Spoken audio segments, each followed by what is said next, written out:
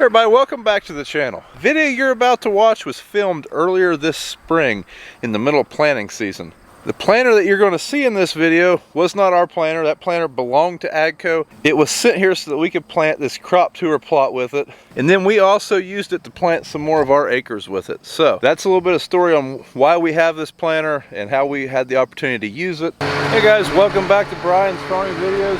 If you're new to the channel, we've been running a Fendt Momentum Planter for the last few weeks. So they are actually taking it today. AGCO is. They're taking it to do some more crop tours. So a couple quick things before it goes. I actually filmed this video once and lost the camera. But anyways, Fendt Momentum has a floating toolbar, contouring toolbar. Has the tire pressure system. This one is spec'd with speed tube, delta downforce, V-set meters. It's got fertilizer on it. What other options, guys? It's got a 130 bushel tank, so it holds quite a bit of seed. I think those are the main options. The weight distribution, I think that's an option. So it's a pretty high spec out planter. It's a 1632. I've planted corn and beans with it. Got along pretty good. Pretty impressed with it. Flexibility, the toolbar is great. Works just like they were actually, works as good as they were advertising. I was very impressed with that. There's a couple cool features like a little toolbox out here on the end. I actually need these pins out of. These are the lock pins. Another cool feature it has, you can use the air system on the planter to clean out the planter. So that's what this is, and that little vacuum gun. But to be honest, if I was cleaning the planter out, I'd probably just take it to the shed and use a bigger vacuum. This planter is made into a 942 Fendt, but the beauty of this machine is that it runs through a 2020. I'm exporting my fields right now. And it runs through the ISO system on the tractor. So it runs through the ISO system on the tractor. So we're using this monitor basically just for guidance. All of our mapping data is coming out of the 2020, but on the ISO system, this is where you have your frame functions. This is where you calibrate your frame. You can see here, or wait, that's how you program your joystick. You can see here, we've got this is showing our weight distribution. Right now we're unfolded. We are equally spread out across all four wheels. Up here we have our seed levels. And then down here, this is our tire inflation system. Right now we just went from road mode to field mode. So this was at 54 PSI on the carriage wheels. We're dropping down to 15 right now. It just automatically does that. So pretty cool features. Those work pretty well. I'll try to roll in some clips of us running in some fairly damp conditions, and you can't see the tractor tracks. I've been very impressed with that system. That's an option, but it's one that I would order with this planter if I was buying it new. That's pretty much it for the inside of the cab. The 2020, it is a Gen 3. It works great. I'm really liking the Gen 3. I'm used to planting with a Pro 700, and I like the Gen 3 2020 way better. One thing that's a little strange with a 32 row splitter planter, this would be the same with any splitter planter. I've just never planted corn with a splitter planter. This is our last corn row. We've got this row hanging out. I'm not used to that. I always plant with this side of the planter up against the fence row. So that was a little odd, but like I said, that's not the planter's fault. That's just planting corn 32 row planter. I was cleaning it out last night and it got a little muddy. Outside of that back here, everything else is pretty straightforward. I mean, it's just a regular precision meter. This has dual hybrids on it, dual hybrid boxes on it. It's not plumbed for dual hybrid, I don't think. I'm not exactly sure how that works, but that's what they said the boxes were, so that's what it's got, I guess. One thing that's kind of strange that I thought was a little different, this planter, your parallel linkage, it bolts down to a mounting point that is welded to the frame. Usually there's a U-bolt. When I was at Commodity Classic, I asked a couple guys from AGCO about that, and they told me that they did that because usually guys don't unbolt their units from their frame. They usually run into more issues with their units moving over time. So you know what? You're right. I've never unbolted one of ours. So that I guess that's why they do that. Back here on the back we have a hose reel. This is what runs that vacuum system I was telling you about, like to clean out. I assume you could blow off the planter if you wanted to. I don't know if I would use that all that much. It is pretty neat that it's there. It's a good option. And then we've also got a rinse tank right here beside our fertilizer fill up, which is right here. This one is plumbed for fertilizer. We don't use starter, that's just how this one was. It can hold 1,000 gallons of starter, so that's pretty cool stuff. A couple things I disliked about the planter in the times that I ran it. There's not much. The planter ran great. I'm really going to hate to see it leave. I was going to try to hide it before these guys came to pick it up, but unfortunately they got here before me. So one thing that's different, this bar right here, you cannot see your row units all that well, but that's why you have so much flexibility. You can see like 2 row units right here, and that's it. But that's how you get all your flexibility, so it's kind of a trade-off. I think it's worth it. It's different. It takes a while to get used to. Another thing that's different, takes a while to get used to, that, you know, it's just kind of an annoyance at first, but like I said, I'm pretty used to it now. Like hasn't really bothered me anymore. But the way this planter goes down, this middle, these units are on 3 sections, and these 3 sections are doing their own thing. That's why you get so much flexibility out of the planter. But this section goes down first, then this section drops down, and then the far section drops down. So I'm used to a planter, whenever I hit down, the whole planter goes down. This one's a little different. That took a little while to get my timing down, like whenever I'm turning around and going back out of the headlands. Once I got the timing down, like I say, never really noticed it. But at first, you know, I had to do a lot of backing up. Also, one thing, the way these units are designed, they kind of pivot up. It seemed to me like whenever you pivot them down, your row cleaners are an option. You don't have to run those, but these ones have it. I could probably run them up, but where I had them set, and like I said, I probably needed them up a hole. When it would dip down, it's almost like it would gouge a little bit into the ground just for a second until it leveled off. So I probably needed to raise my row cleaners up 1 notch. And I'd say if you had clean sweeps, it wouldn't be an issue at all. But those were the only negatives I've noticed with the machine. Outside of that, it's been really fun to run. Playing at 10 miles an hour is way better than 5. One cool function I forgot to mention on this planter, it actually folds with the push of 1 button. Kinda. You gotta drop your 3-point hitch, but after you drop your 3-point hitch down, it folds completely by itself. The inner units for when you're planting corn and not planting soybeans, if you're on 30-inch corn, those all pop up automatically too. That is all done in the monitor. Whenever you unfold it, the delta downforce picks up every other unit. Kind of cool looking. And then when you fold it up, it drops them back down. So that's one thing I forgot to mention there.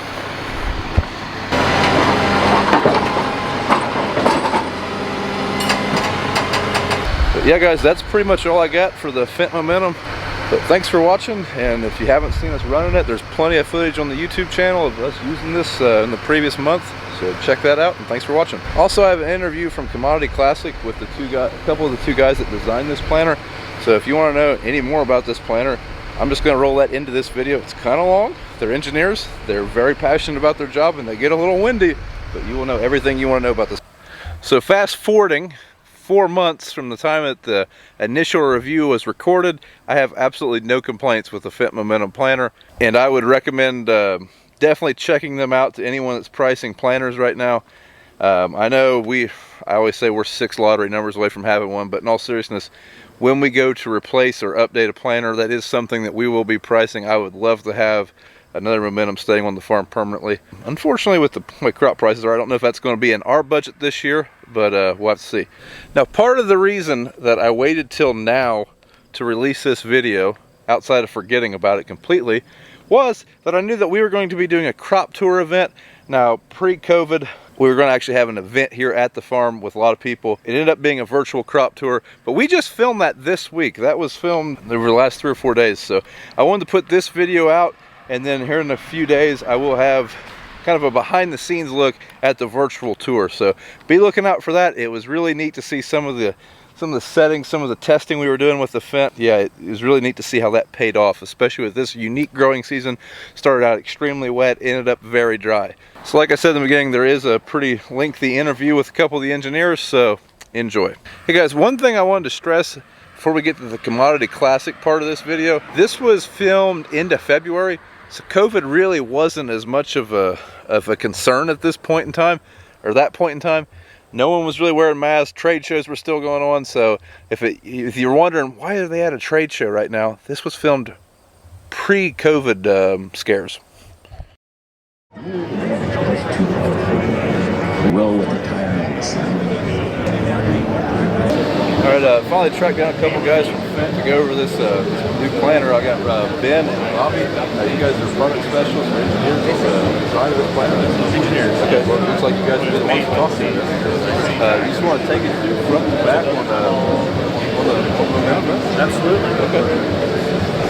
So, first, I mean, you can see it's a very different machine. And from that machine, we really started, I guess, at the front with the hydraulics.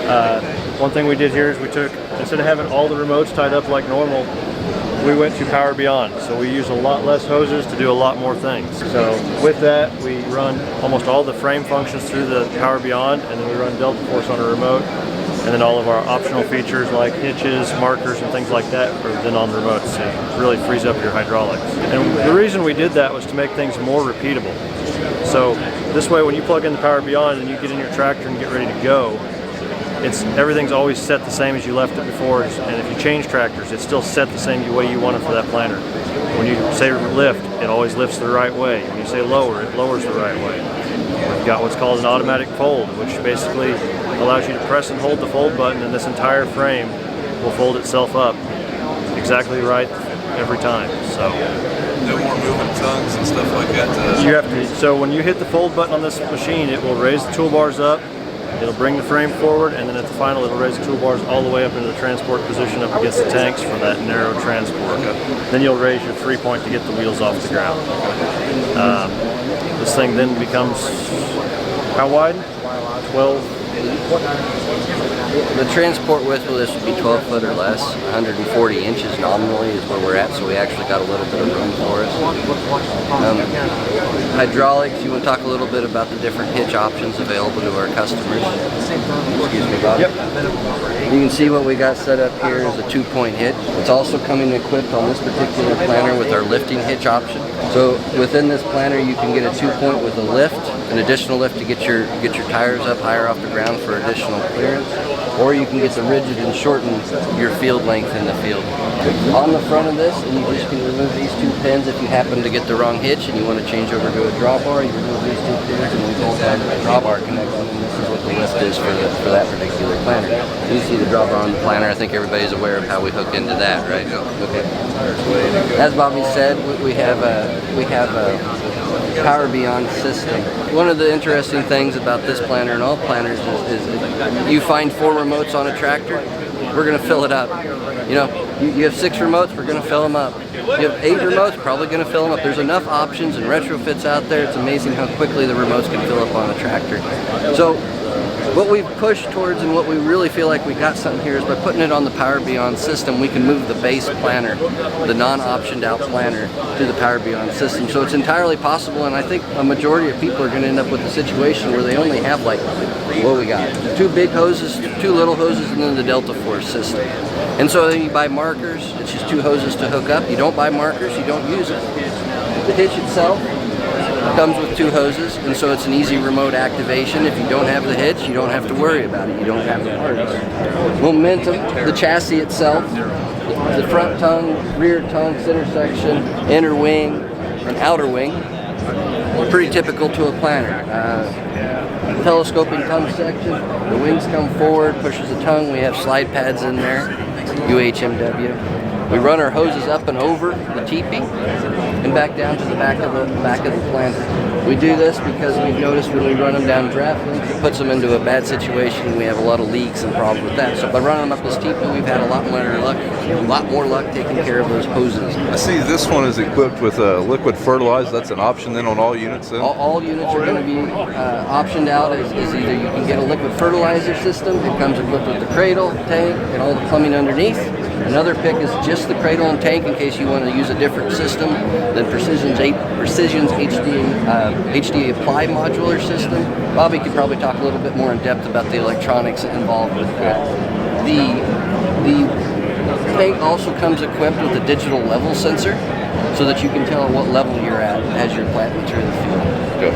In fact, all tanks come with that. The seed tanks come with a digital sensor as well, so you can see live time where your seed levels are. Correct me if I'm wrong, the seed level tanks are an option, the liquid tank is standard. Correct. If you get a liquid tank, you're getting the sensor. If you get seed tanks, you can either choose to stay away from the sensor or you can go ahead and get it. Okay. Steel lines going down the side.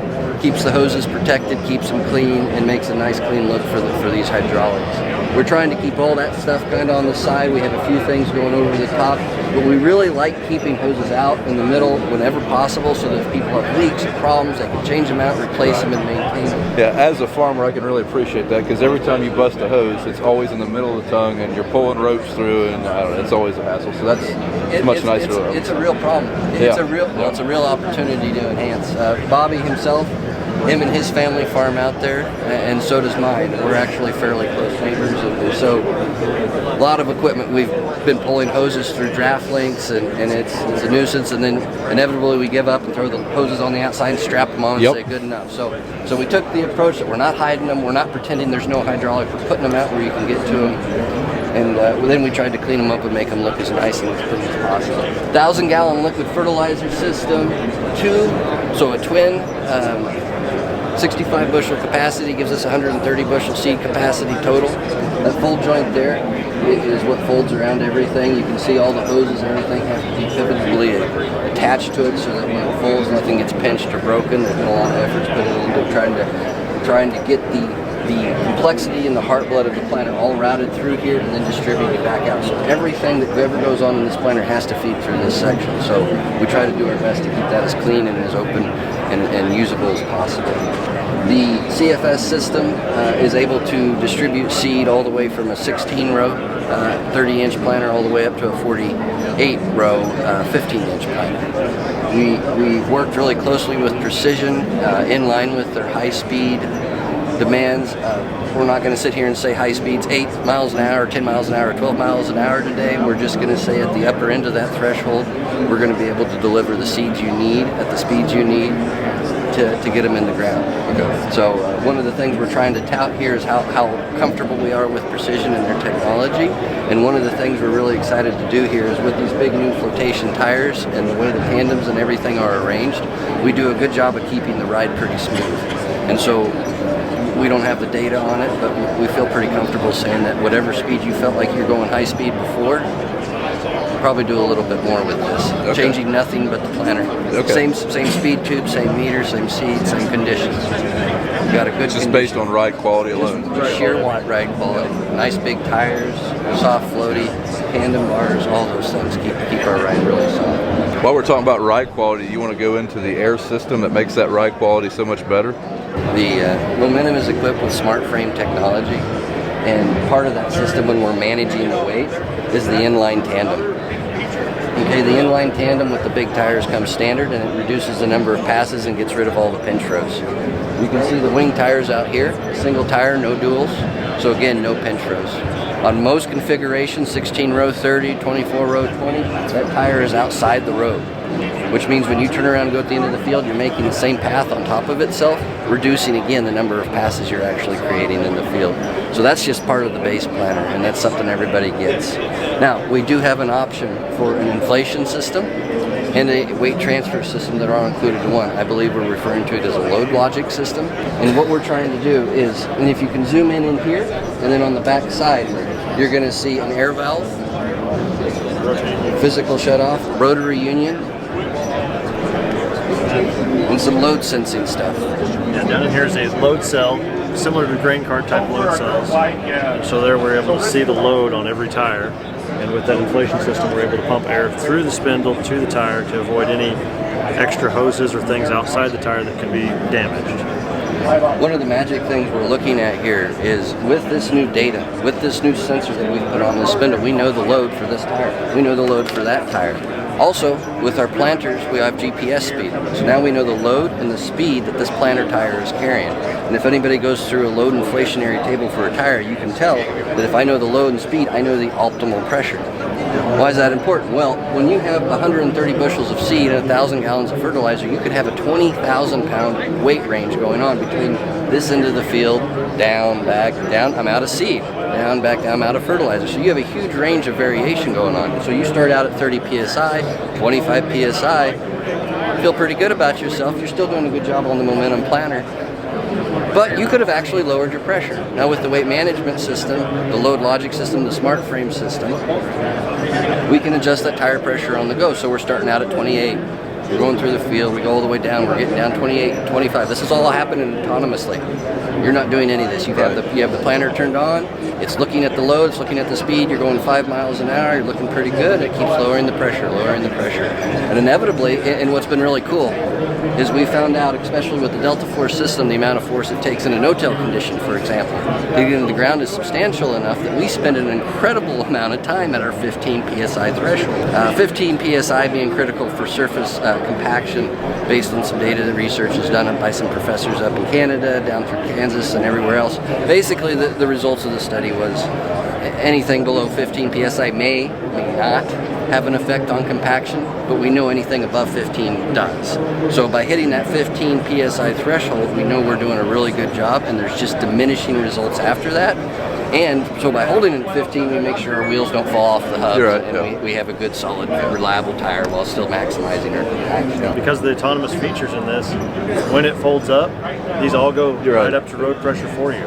So they go 55 psi, and you can go down the road. From a technical aspect, our tire inflation system, like Ben said, is based on speed and load, and so we can then adjust those on the go. Or we do it all autonomously, so the user doesn't have to do anything. He's got enough problems and things to worry about when he plants that we don't want him to have to focus on this too. So both the weight transfer and the tire inflation are autonomous. Now, if you run a deer antler through this tire, basically, well, oh no, I'm going to lose all my tires. Well, we've got isolation valves back there. And we watch and we say, if we've been airing up and we've been airing up and we've been airing up and we're not gaining any ground, we will start isolating the tires and find out which one's wrong, and then alert you that this one's going to go flat, and we'll divert all air power to it, or and say try to keep it from going off the bead, trying to lock the other ones out so that they don't deflate. Obviously, once you shut the tractor off and lose air, it's going to deflate, but we can at least help you get to the end of the field if at all possible. To that point, there's a lot of nice things. This is a lot easier to change a tire on than some competitive planters. You can just unbolt it and go. I mean, it's not complex in that regard. Typically, the air is adjusted in zones. Because the compaction caused by the tires very closely related to the air pressure, we can generally say that if you have 30 psi here, you're causing 30 psi's worth of ground pressure damage. And so if this one's at 30, there's really no sense to this back tire being more or less, right? This tire's already done the damage, you might as well inflate that one to 30. Further, the tandem's set up such that even though the back tire is bigger, they carry the appropriate amount of weight so that 30 psi represents the correct amount of load. And so they're both at 30. Because of the weight transfer system and the way it operates, we keep the right and left of the center the same tire pressure. The wing, on the other hand, if we didn't have the weight transfer system, would be its own separate zone. The right tire would be one tire pressure, the left hand would be the other. But because we have these hydraulic cylinders, and the way they're reading off of the same load data that we have here, we can maintain, and we have two options here, well, three if you count off, but the two primary functioning autonomous options is that we will either maintain a load across the whole planter, and this is probably the preferred out in the industry, I think, at least for now, that all these tires are going to be sharing an equal amount of load and therefore have all the same tire pressure, right? So if this one's too heavy, we pull some load off of it, put it over here. If this tire's too heavy and that one's too light, we skew the center again using these cylinders and we equal that load out. But there are customers out there, and most of them already know who they are, and they're doing some sort of controlled traffic, right? They're going in and they're saying the combine's going to go down this row, the sprayer goes down this row, and then when we get done with it, we're going to take this deep ripper shank and we're going to correct this damage, but at least we know where it is. Right. In those situations, and in situations where you feel like your tractor has enough weight and is already causing enough damage, we have what's called a controlled traffic mode, which will actually, similar to the margin on a Delta Force cylinder, we're going to, in the system internally, I think it's 900 pounds. 900 pounds is what we found to be the optimal amount of weight to achieve that margin over terraces, hilly terrain, no-till, tillage. That seems to be the magic number for the amount of weight to keep on that tire at all times. So from there we have 900 out there, and the rest we can pull back to the center, or as much as we can, we pull back to the center and concentrate it right in behind the tractor. So to be clear, we have a weight distribution, a balance mode that puts all the same weight out there and the same tire pressure, and we have a controlled traffic, which pulls all the weight off and puts it all here in the center, except for the minimum amount, the 900 pounds, which is necessary to keep the row units in the ground and absorb the shock. The The implication to that is that this tire pressure is going to be different now than that tire pressure, right? And at 900 pounds, we're so low, even on the tire load inflationary table, that basically we went from a typical wheels in between planter with you know, if I saw an affected row, right? We have a tire and we have a row outside of it, it's an affected row. And when I refer to a pinch row, we're talking about the row between the two tires.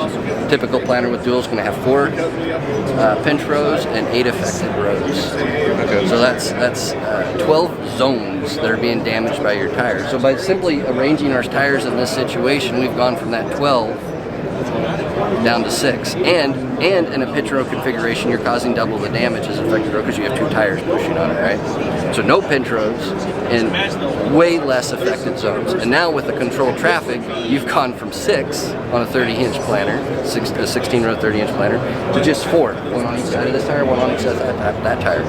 That being said, is even if we could somehow resolve that, you still probably pulling this with the tractor, and it's already causing those same zones with the damage. So I think out of the factory, we'll recommend the balanced smart frame situation where we can distribute the load out evenly, and but we do think there's going to be quite a few customers that optimize and try to get to this controlled traffic zone.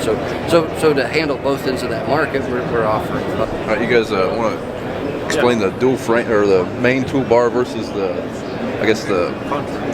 contouring toolbar. Okay. So like this is probably one of the main highlights of this planter is its ability to contour itself to the roll of the land. Is that correct? Correct. That's kind of where it all actually started. I mean, from on the contouring toolbar side, is that was basically the foundation, and then we built off of that all these extra systems, and really Ben was the brains here to start that side of it. Brains, sure. It takes a team. The front bar up here is what we're going to refer to as the frame or chassis, and even for a wheels in front planter, when we say in front, we're actually referring to the row units. But I think everybody will notice that the tires aren't actually in front of this front bar.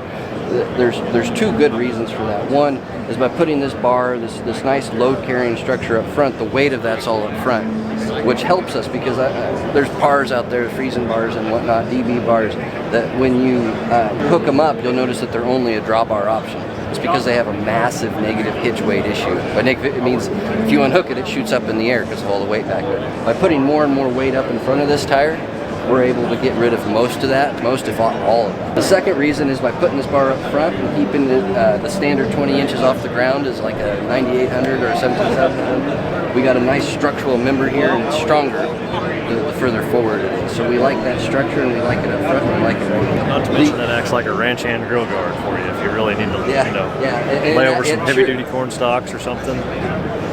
That'll do it. You look at our 20-inch clearance, so we got plenty of room to get up and over terrain. You come back here, we've raised the toolbar back here, and this is what we call it a toolbar because typically the row units are going to be referred to as a tool, right? So this is our toolbar. We've put a nice amount of clearance underneath here. So Yetters, Martins, combo row units, 2x2 attachments, whatever the retrofit market needs on virtually any spacing that we provide is now be available. It's not just for a 30-inch planter, it's now a 22 or a 20 or a 15-inch. We can get a lot more attachments, a lot more space, a lot more freedom to do what we need to do. By putting the tires up front, even on especially on a 16-row planter, we've taken them from here to here. We have a better residue management. We can let the residue flow between the rows. It also gives us the freedom, to widen the tire to an optimal size and get the size we need to carry the load like the way we need to. So now we got a wheels in front, we got the 2 contour, we got the 2 toolbars, and the dilemma that comes about from doing something like this, and I think everybody can envision this tire coming up and over a hill. You do that, you can see that the row units are going to fall off this hill and they're floating in space. Or the reverse of that, the row units are on the hill and now you're trying to carry the frame weight, hopefully on all the row units, but sometimes on 1 or 2, and they don't like it. A row unit's not designed to carry the weight of a palm. Right. And so what we derived, and this was one of those sitting at the desk drinking coffee inspiration moments where I said, Bobby, what would be really cool is if we could make these bars move separately. If we could sense something on the ground and say, okay, I need to go up, I need to go down. And I said, that's probably not going to happen. And he goes, well, let's see if we can make it happen. So we go out there, and first we had to decide what the best way of sensing the ground so that we knew where the toolbar was going to need to be. When we're going to go plant corn, what we want is this row unit. All this other stuff just gets the row unit where it's supposed to be. It puts the precision meter out there in the field, it puts the residue managers. This is what's actually doing all this shear planting work. And so this needs to be in the optimal position to do its thing correctly. And so again, if this toolbar is too high, too low, it's going to drag or it's going to skip and drop seed on the ground. So we need to position it the right way. So it makes sense that if we want this in the right spot, maybe we shouldn't worry so much about the ground. Maybe we should worry about what this sees. It's hard to see at this angle. To do that, we put this rotary sensor on here. So now we know the parallel link position. And with this parallel link position, we know what the row unit feels, what it sees, what's going on to it. And so if we know this row unit's too high, we can raise this toolbar up to position these links parallel. So this toolbar is constantly looking at this row going, hey, do I need to go up? Do I need to go down? Do I need to go up? Do I need to go down? The display stand we got set up here, and this maybe Bobby can talk to this a little bit in his algorithm. We look at portions of these row units, right? We look at that row unit, and that row unit on this wing section. The center and the other wing have its own set of sensors. At this section, you might look at this row unit going, oh my God, I need to lower my toolbar. Why isn't it doing it? But then you come over here and look at this row unit, and it's all the way down. To me, this is my favorite terrain change, okay? So you have a tire over there, you have a tire right here, and we are the only company in the world that's even managing this amount of mobility in the field, okay? So like if this was a terrain change where this tire was up on a hill, right? You can see your flex joint just like any planter flexing up or flexing down and taking care of the terrain. If you're coming up and over a terrace, you can see that wheel in front, if it would have been between the rows, like a wheels in between planter would have been better off. But what happens if that hill isn't exactly where you want it to be? What if that gully happens to occur between that tire and that tire? Right. What accounts for that on a standard planter? Nothing. The row unit travel, just a little bit of row unit travel. And on a typical planter, you're going to see 10 inches of travel. 5 inches up, 5 inches down. That's a 20-foot span. Right. So if you go take a 2x6, 20 foot long, set it down in the field, and you can't find a 5-inch variation in that span, I'd be surprised. I mean, that's that much over a 20-foot span. Any more variation than that, and you're losing seed depth, you're dragging your row unit through the ground, it's carrying weight, and you might lose row units. We actually had a warranty item where we had an issue of a row unit. The shank was carrying the majority of the road, and this row unit all by himself was trying to carry the whole planter, and they were breaking. And it was because we didn't have enough row unit travel to deal with it. With a contouring toolbar, that one's up, and that one's down. This gives you the full access to the full 16 inches of travel, whereas everybody else is only giving you half, and they have less travel. So we have like a 2-3 terrain variation in this situation on a standard planter. We're upwards of 8. It's like a 4x improvement in the terrain, 4x the amount of mobility for this planter. Yes, oh, I'm going to put my hole over here. No, you're not. You're not going to be able to always put that hole on that tire, always put it over there. There's going to be a point in real life in a farm where you have to have this thing handle terrain at every possible angle, at every possible spot. So we have an 8-degree tolerance zone that nobody else has, and then from there, obviously, we can still flex up at the standard 20, 23 degrees, and we can still go up and over terrain with the 15 degrees up and 15 degrees down. Now, to accomplish all this, and I'm going to let Bobby talk about this, he's antsy over there to want to talk about it. There was a lot of science and thought that went into just how to set up an algorithm to look at these 3 sensors to make sure things were always in the right place. Yeah, so within that, like you can see here, we've got 2 that are up and 1 that's down, so it's not as simple as just taking the average of the 3. What we actually ended up doing is saying, well, what do we really want? We want to maximize the overall. So we take the lowest row and the highest row, and we average those 2, and we put the bar right in the middle. And we figured that basically that is the center point for all the row units, and that has to be that's as good as we can possibly do, right? I mean, any lower, if we see any rows go lower, we'll lower it more, but that average is the best that we can achieve to keep them equal. Within that, because we did Power Beyond and we have the live hydraulic capabilities, we can adjust these all autonomously. So each toolbar acts as its own planter. So this one can go up while that one goes down, and that one can stay still, or any combination thereof, and they don't have to be at the same height. So that is a great feature as you try to handle these varying terrains, is that we're not restricted. So it's really like towing smaller planters through the field. We're not just dealing with the vertical situation either. You can see that as the terrain changes, that we're not just making this gauge wheel go up and down, that we're actually maintaining contact here and here as we go up and over those terrain. The arc and the distances and the positions are all mathematically positioned from data and experience such that this is maintained. So it goes up and down, but it also changes its arc so that it's always, the engineering term would be tangential to the soil, parallel to the soil, even with the soil. So the frame can be coming up and over a terrain, heading down, and the toolbars can actually be still going up the hill, and it's still following that terrain in a parallel fashion. And as Bobby said, it's not just doing it here, it's doing it here, completely independent of that. So the frame's coming up and over, that one's still going up a hill, this one's going down a hill, that one's doing something else entirely. Three completely different systems doing one job for you. And this is pretty cool because the guy can go out and he can put all this fabulous precision technology on here, the delta downforce and all the bumps it gives you, the VSET, the turn compensation from the electric drive, all these really cool features.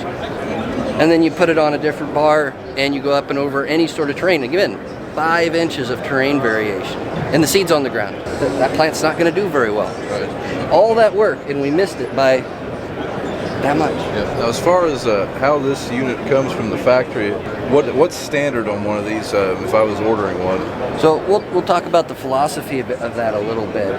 Don't really want to get into the nuts and bolts too far, but suffice it to say, in a mass production environment, I think Henry Ford proved that as long as we're building the same thing over and over and over again, we can be more efficient, keep our costs down, and keep our customers happy.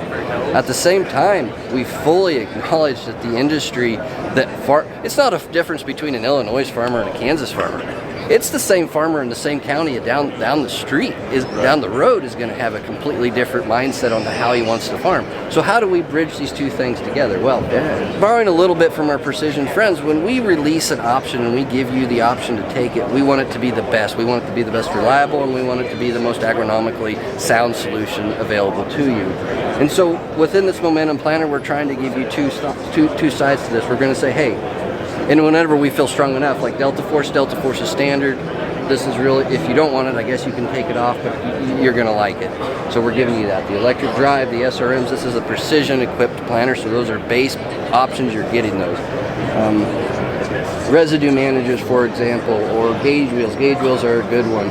With the precision Delta Force system, they maintain the constant force on here, so you don't need a super wide gauge wheel anymore. So we've narrowed it up to the better residue management. We also, because of the narrow gauge wheels, we can narrow our residue managers to get more aggressive in the zone that the seed's actually planted in, instead of trying to move so much to get around those big fat gauge wheels. So that's what we propose, 3-inch gauge wheel. That's what we put in our price books, that's what we sell you. If you really disagree with us and really feel like you need a 12-inch wide gauge wheels, we have a no-pick. So again, we have our agronomical solution, and we have a no-pick, so you don't have to incur the cost of something you don't want, and then you're free to buy a kit from us, you're free to have your dealer buy something from somebody else. So it's completely customizable how you want your unit set up to suit your needs. It's an amazing combination where we're trying to give you the best turnkey planter, or give you the best platform to build a custom planter for yourself through your dealer or through Precision, or just coming out with your father and putting equipment on.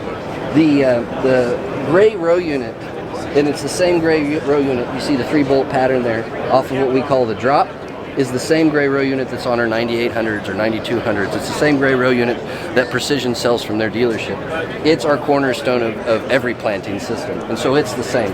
Equipped standard on it, it's called a furrow jet bracket.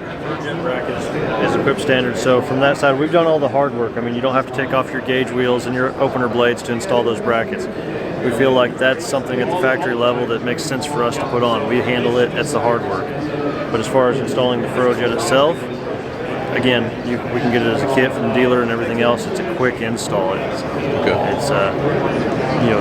there's where they can add the value and save the cost of us, installing it at the factory level. Okay. With this planter, this is ran off the Gen 3 2020. Okay. All planting functions, as far as seeding rates, mapping, fertilizer controls, all that is handled through the Precision 2020 system. Okay. Does it interact any with the Vario terminal or Active terminal, or whatever? At a very limited level, we interact with the Vario terminal. One thing we did on this machine is we didn't touch on it too much, but up there we do use the isobus plug to pull power. That way you don't have to run that battery harness and get up there and do that for your tractor. But from the Vario terminal side, We do the minimal things. That's where we broadcast things like where our tire inflation is, where our bin tanks. Okay. I noticed when I got up in the cab, it had momentum up on the screen, so I figured it must be interacting some way through the VT virtual terminal or something. That shows the tank levels, the tire levels, where you've got your fan set. The fans are adjustable in cab now. Those types of things are in the variable terminal, but those are basically like on the frame side, not necessarily the seating side. Okay. So all the seating is still that same 2020. And then the folding functions, is that through the variable terminal then? There's the variable terminal and also what we have called our switch panel at the bottom of below the 2020 is a panel. And so you can get in there, and by pushing that one button, that fold button, it will completely fold this thing up for you. Make it easy to go. Okay. It's been a pretty exciting process. We're able to take VPs, we're taking business people that have never seen a farm, never done anything with a planter. We're taking guys from the shop that bend metal and are very talented and smart young men, but aren't necessarily farmers. And so we ask them, fold the planter. Well, how do I do it? Well, you see the button, the switch that says fold? Turn it and hold it until it's all the way folded. Well, how do I unfold it? Turn it the other way and hold it until it's unfolded. Well, what if it's already in the ground and I want to fold it? Well, just drag the row units? No. It'll rotate those up to headland height and then fold the planter. Okay, it's pretty spiffy. That's it's pretty simple. It takes a lot of the guesswork out of it for sure. It's one of these features that typically we don't get as excited about non-agronomical solutions, and we like better corn. We like you to get through the field faster. But it's such a stress relief to be able to fold it and unfold it and learn how to show people. Well, I mean, if you're not paying attention, you can you can damage a planter pretty well. I mean, so that is. That's where it came from. Ben tried to explain to me the interlocks that he wanted in place so that he wouldn't cause any damage, and I said, it's too complicated. Let me just handle it all for you. Some of the difference between a mechanical-oriented engineer and a programming engineer, he said, well, how do I need to fold this? Well, we're going to hook this remote up. Okay, Ben. And then you're going to hit this lever. Okay. And then we need to make sure we have safety locks in here so it doesn't rotate into the tank. Okay. And then we're going to do this, and then we're going to do this, and then we're going to do this. And he goes, Ben, I know where all this stuff is because I already have the sensors. Do you want me to just write you a code that takes care of all this and we just hold one button? You can't do that. And then I walked away. I came out the next day in R&D, and he goes, Ben, watch this. And he pulled the switch and it did it. And I was like, oh. Yeah. Why hasn't somebody done this before? Yeah. So it was a neat day. Well, I appreciate you guys showing me around this planter. I mean, we appreciate you. I mean, it's a very exciting concept. I mean, it's different than, it seems like anytime someone comes out with a new planter, they basically all look the same. They pretty much function very similar. I mean, this is one of the first times I've seen a completely new design on a corn planter, so I'm pretty excited to... The most challenging thing out of all of this has truly actually been that most people's first impression has been either really, really, really positive because it's different, for no other reason than it's different, or really negative because it's different. And so what we are endeavoring to do, and why we've had so many unveils and done so many educations and done so much work to educate people on it, is because we're not just different because we wanted to be different. We started with the canvas and said we need to accomplish this, and these are the systems we need in place to do that. And if it happens to be different to accomplish those things, that's where we're going to end up being, and we'll just have to learn to sell different. Sell the advantage, sell the agronomy, and I think people, when they give it a chance, are really going to be super excited with it. All right, well, I appreciate it, fellas. Thank you. Thank you. Thank you, Brian. Told you they're a little windy, but thanks for watching.